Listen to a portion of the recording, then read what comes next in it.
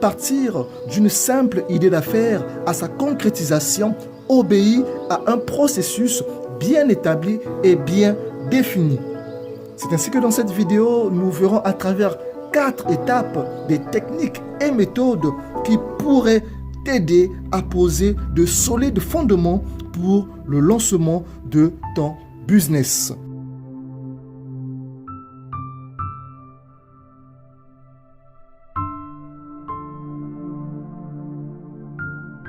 Bonjour mesdames et messieurs, je suis Julas Monka, entrepreneur, directeur général du groupe JMK Investissement et fondateur du centre d'appui à l'entrepreneuriat et à l'intégration professionnelle.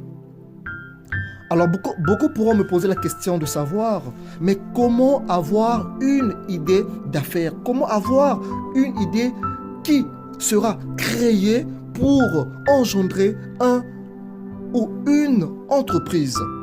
Eh bien, mesdames et messieurs, vous avez parfaitement raison, car croyez-le, qu'aucune entreprise n'est tombée comme ça du coup et a commencé à exercer ses activités. C'est bien entendu dans la tête d'une personne, d'un individu, une pensée, une idée comme ça qui est venue et cette personne a commencé à créer tout autour de ses pensées, tout autour de ses idées, une idée d'affaires. Alors pour trouver une idée d'affaires, c'est très simple. Il suffira pour vous d'être observateur. Oui, mesdames et messieurs, vous devez être des observateurs. Observez votre entourage, observez votre environnement. Il peut s'agir de votre quartier, il peut s'agir de votre circonscription, il peut s'agir de votre département, de votre pays. Mais observez les difficultés que les gens ont afin d'obtenir ou d'accéder à un produit ou à un service. Et autour de ces difficultés, apportez-en diverses solutions. Comme on le dit d'ailleurs, que l'entrepreneur est une personne qui apporte des solutions en contrepartie d'une rémunération. Eh bien, créez tout autour de ces solutions un moyen pour se faire rémunérer. Voilà donc, mesdames et messieurs, comment créer ou encore comment avoir une idée d'affaires, un projet d'entreprise. Et c'est d'ailleurs, mesdames et messieurs, autour de cette idée d'affaires que sera désormais votre domaine d'activité. Une fois donc l'idée prise, une fois donc vous avez votre projet d'entreprise, eh bien la seconde étape serait de faire une étude approfondie de votre potentiel marché. Alors l'étude du marché est très capitale et très importante car elle vous mettra en face d'une réalité partielle de votre future entreprise. Au cours de cette étape, étudiez la question de l'offre et de la demande. Étudiez la question de l'offre et de la demande. Toute entreprise vit et fonctionne grâce à cette corrélation de l'offre, c'est-à-dire que ce que vous apportez sur le marché, votre offre, il peut s'agir d'un produit, il peut s'agir d'un service, comme je l'ai dit au départ. Mais par contre, il faudrait vous rassurer qu'il y a une clientèle pour répondre à votre offre. C'est ce qu'on appelle la demande. Il est très important, mesdames et messieurs, d'étudier aussi le pouvoir d'achat qu'aura ou encore qu'a vos potentiels clients. C'est très important de le savoir et de le souligner lors de votre étude du marché. Étudiez le pouvoir d'achat de votre clientèle.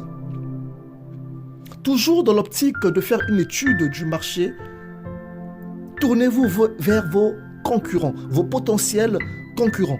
Cet élément est la clé d'une meilleure étude du marché parce que si vous voulez réussir, eh bien, il faudrait connaître quels quels seront vos divers concurrents.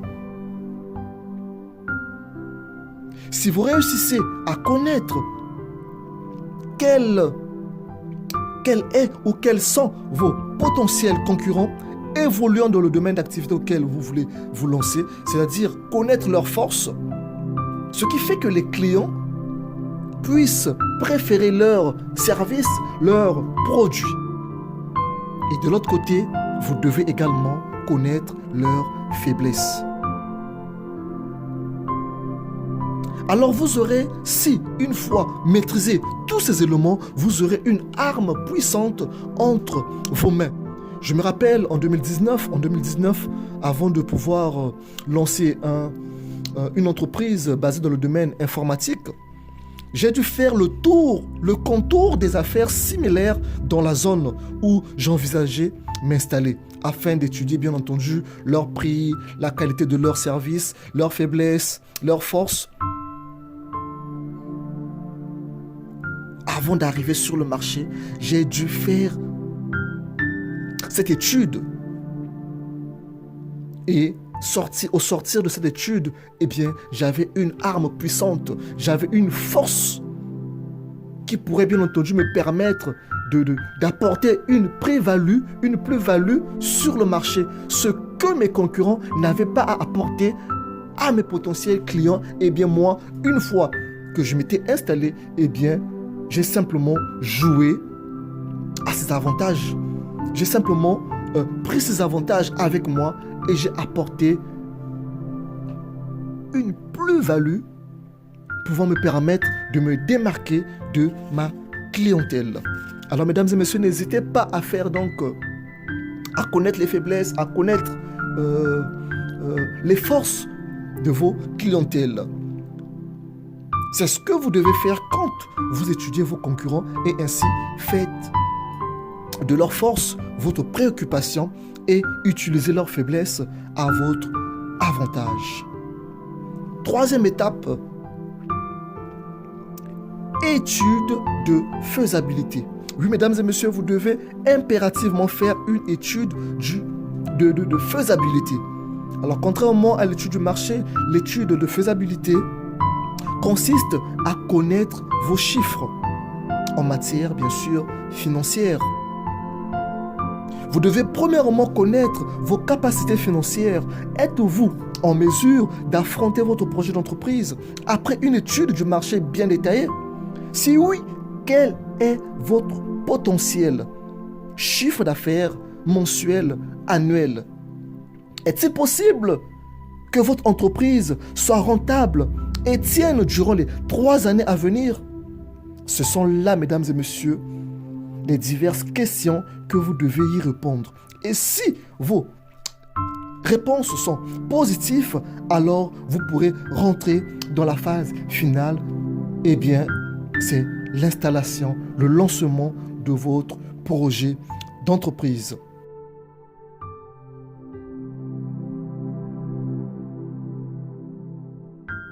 Alors, cette étape de lancement de votre business, de votre entreprise, dépendra du type d'activité ou encore du domaine d'activité auquel vous voudriez bien entendu vous lancer. Serait-il nécessaire d'avoir un local ou non? Mais dans tous les cas, mesdames et messieurs, dans tous les cas, rassurez-vous encore, assurez-vous de votre visibilité. Choisissez un lieu commercial en fonction de votre activité. Et s'il faut pour vous avoir un local, assurez-vous d'un bon contrat de bail. Car pour un début, n'osez pas signer un contrat avec un taux élevé du loyer. Aussi, décidez toujours en fonction de votre activité, du nombre d'employés et de leurs revenus. C'est très capital. Il serait nécessaire, mesdames et messieurs, de faire comprendre à vos personnels les enjeux du marché. Et pour finir, un bon chef d'entreprise, un bon meneur, un bon leader doit être un bon vendeur. Savoir comment vendre ses produits et ses services, mesdames et messieurs, pour vous qui serez à la tête de votre entreprise, c'est très nécessaire. S'il faut pour vous aller vous former, aller avoir des informations sur votre domaine d'activité, faites-le car le tout dépendra de votre qualité à diriger, de vos compétences à diriger votre entreprise. Et comme je l'ai dit, un bon chef est un bon vendeur. Voilà donc en 4 étapes comment partir d'une idée d'affaires à sa réalisation. Et je vous dis bonne chance, à la prochaine.